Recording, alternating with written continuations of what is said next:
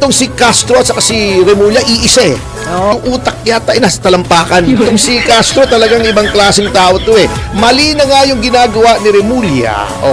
Meron pa siyang consistent with the President's promise na ine-echo naman ng ombudsman. Puro optics kayo yung iba ay magpapasko sa kulungan, some will not have a very good Christmas. Puro BS yan eh. Oh my God. Paano yung spokesman? Puro BS. Oh my God. Ito pa, isa tong budol eh.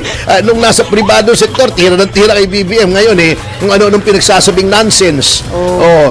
Hindi nyo ba nare-realize ang nais nyong pinahihiwatig? What you are trying to tell the people ay ang ombudsman ay sunod-sunuran. Kailangan niyang i-implement yung promise ng Pangulo. Pero diba? attorney, Bakit sasabihin mong there will be individuals who will be issued warrants of arrest? Paano mong nalaman? May arrangement na ba kayo sa korte? If there is, may problema tayong malaki.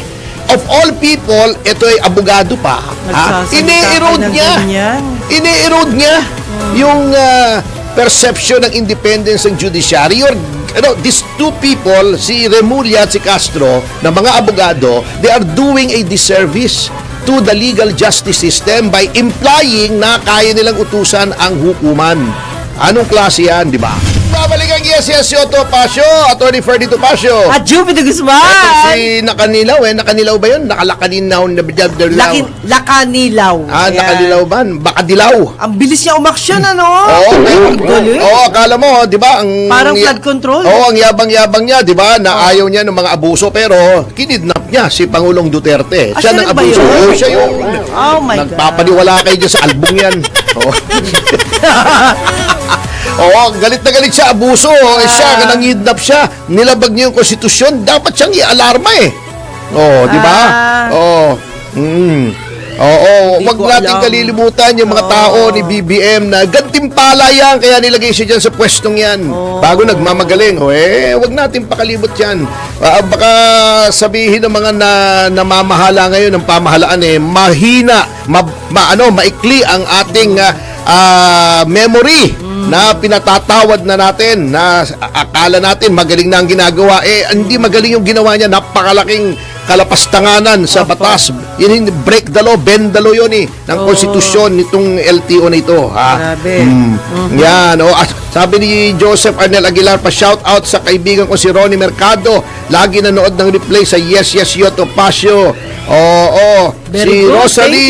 Si Rosalie Aleligay, watching everyday from Hong Kong, Carl Buang. Merry Christmas daw sa atin. Happy New Year po. Yan. May nagsasabi rito, di ba? I-discuss daw natin ito. Opo. Yung sanction ng US ICC. Yes po. Dalawa na silang na-sanction. Yung mga judges, sa prosecutor. Alam nyo, yan po ang hallmark ng malakas na leadership na hindi nila pinapayagan na yung sovereignty nila, yung kasarinlan nila ay mayurak-yurakan at matapak-tapakan. Galing nila. Russia, ginawa rin yun. Pina-arresto nyo si Putin, pina-arrest warrant din niya yung mga at taga-ICC, yung mga judges at prosecutor, di ba? Ganyan po ang matibay na leader. Tayo, dating presidente, ibinibigay pa natin. Umalis na nga tayo sa Rome Statute, pilit pa rin nating pinapapasok sila at sinisira ang ating sovereignty. Bago yung mga ibang ulalo, tila tuwang-tuwa pa sila. Hindi nila naiisip yun eh. Kaya yung kahihiyan ng Pilipinas ang ginagawa ninyo. Biruin nyo, yung mga sinasabi natin, di ba? Yung mga Pilipino na convicted na sa ibang bansa, pilit nating pinabalik dito. Ginagastosan bago yung dating Pangulo meron namang hukuman dito. Sabihin nyo nagkasala, dito nyo litisin. Pinabayaan nyo yung mga foreigners na litisin yung kababayan natin. Tapos binabayaran pa nila. Bago tatakutin nyo pa itong si Bato ngayon.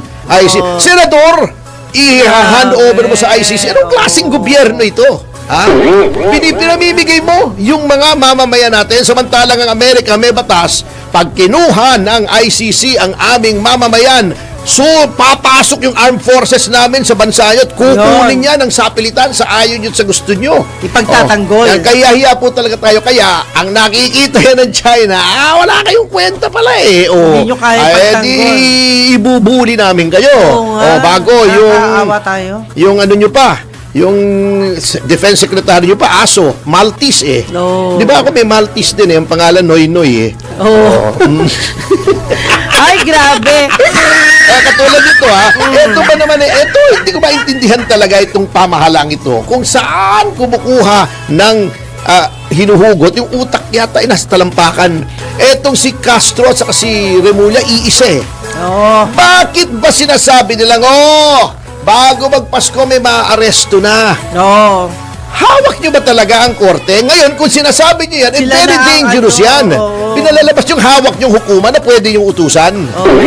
Nasaan ang nangyari sa separation of powers, sa judicial na. independence? Kayo, ang pwede lang, etong si Castro talagang ibang klaseng tao to eh. Mali na nga yung ginagawa ni Remulla. Meron pa siyang consistent with the President's promise na ine-echo naman ng ombudsman. Hindi nyo ba nare-realize ang nais nyong pinahihiwatig? What you are trying to tell the people ay ang ombudsman ay sunod-sunuran. Kailangan niyang i-implement yung promise ng Pangulo na bago. Kayo puro optics kayo. Yung iba ay magpapasko sa kulungan. Some will not have a very good Christmas. Puro BS yan eh. Oh my God. Paano yung spokesman? Puro BS din. Oh my God. Ito pa, isa tong budol eh. Nung nasa pribado sektor, tira ng tira kay BBM. Ngayon eh, kung ano-anong pinagsasabing nonsense. Pero Diba? attorney, Bakit sasabihin mong there will be individuals who will be issued warrants of arrest? Paano mong nalaman? May arrangement na ba kayo sa korte? If there is, may problema tayong malaki. Of all people, ito ay abogado pa. Ini-erode niya.